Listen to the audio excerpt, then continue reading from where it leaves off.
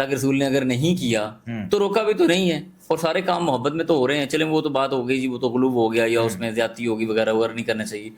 لیکن اگر منا لیا جاتا ہے پیار سے محبت سے تو کیا حرج ہے یار، مطلب شریعت کوئی منع تھوڑی کر رہی. دیکھیں جہاں تک بات ہے نا منع یا نہ منع ہونا، اس میں ایک اصولی قاعدہ سمجھنے کی ضرورت ہے. جی ہم جی لوگ پتہ ہے کیا کرتے ہیں، ہم لوگ دین اور ہمارے کچھ دین میں نا دو قسم کے کام ہوتے ہیں. کچھ کام ہوتے ہیں جس کو عبادتاً کیا جاتا ہے، جس پر ثواب ملتا ہے.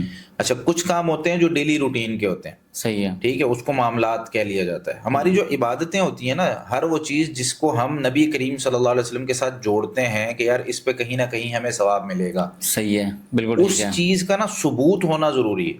یعنی اس کے لیے نا یہ نہیں پوچھا جاتا کہ منع کہاں ہے. ہم لوگ اس کو مکس کر دیتے ہیں. اب کوئی شخص کہے گا بھائی ہمارے کومنٹس میں آئیں گے، ٹھیک ہے، ایسے لوگ ہمارے لازمی آئیں گے، وہ کہیں گے یہ مولوی جس اسٹوڈیو میں بیٹھ کے جس مائک پہ باتیں بیان کر رہا ہے یہ ثابت کر کے دکھائے نبی کریم صلی اللہ علیہ بریانی وسلم ثابت کرو، سے، بریانی صحابہ ثابت سے، کرو بھائی. یہ ثابت کر کے دکھا. او بھائی صاحب، ان چیزوں میں فرق سمجھیں.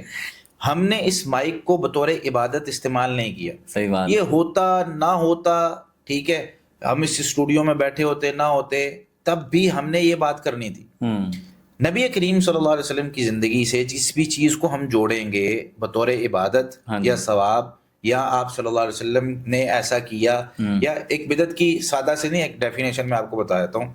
ہر وہ چیز جس کا سبب نبی کریم صلی اللہ علیہ وسلم کے زمانے میں موجود تھا لیکن پھر بھی آپ نے نہیں کیا، آج ہم کریں گے، وہ بدعت ہے. بالکل، یعنی سادہ سی تعریف ہو گئی کہ اللہ کے رسول صلی اللہ علیہ وسلم کے دور کے اندر کسی چیز کا ہونا ممکن تھا، بالکل، یعنی وہ سبب موجود یعنی تھا. کھجور کی گٹلیاں تھی کہ نہیں تھی؟ جی بالکل بالکل. ٹھیک ہے، ہاں جی. آپ صلی اللہ علیہ وسلم کے زمانے میں اب کھجور وہاں پہ عام ہے. کیا گٹلیاں پڑھی ہیں کبھی بیٹھ کے آپ نے؟ نہیں پڑھی. قبرستان موجود تھے کہ نہیں؟ بالکل کیا تھے. کبھی قبرستان جا کے قرآن پڑھنے کی کوئی روایت آپ کو ملتی ہے؟ بالکل تلاوت کرنے کی؟ یہ سیدھی سی سادی سی سادہ اصول ہے، بدعت کی ڈیفینیشن ہے. اب عبادت میں نا اس کی چھوٹی سی ایک مثال دیتا ہوں. فجر کی کتنی سنتیں؟ دو. اچھا، ہم کل سے اس طرح کرتے ہیں کہ ہم نا 4 سنتیں پڑھتے ہیں. اچھا جی، ٹھیک ہے. اچھا، 4 سنتوں سے زیادہ ثواب ملے گا کہ نہیں؟ نہیں ملے گا. ثواب کیوں یار؟ کیوں؟ قیام زیادہ ہے، رکوع زیادہ ہے، سجدے زیادہ ہیں، رکعتیں زیادہ ہو رہی ہیں. منع آیا کہیں؟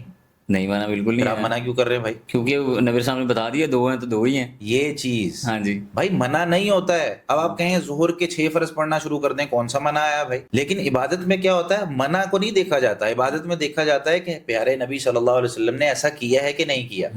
اگر تو کیا ہے تو میں کروں گا، اگر نہیں کیا تو وہی عبادت ہے نہ کرنا. یہ بڑا کمال کا جملہ بولا ہے آپ نے کہ وہی عبادت ہے کہ نہ کرنا. اگر اللہ کے رسول نے نہیں کیا تو یہی عبادت ہے کہ بندہ نہ کرے. سبحان اللہ، کمال ہے. اس کی ایک چھوٹی سی اور مثال لے لیں.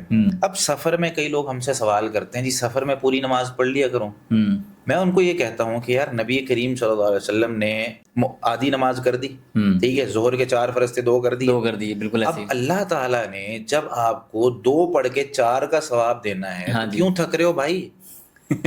ہے کیوں تھکا رہے ہو اپنے آپ کو؟ یہ چیز ہے کہ وہاں پہ عبادت نہ کرنا یا کم کرنا، یہی تو عبادت ہے.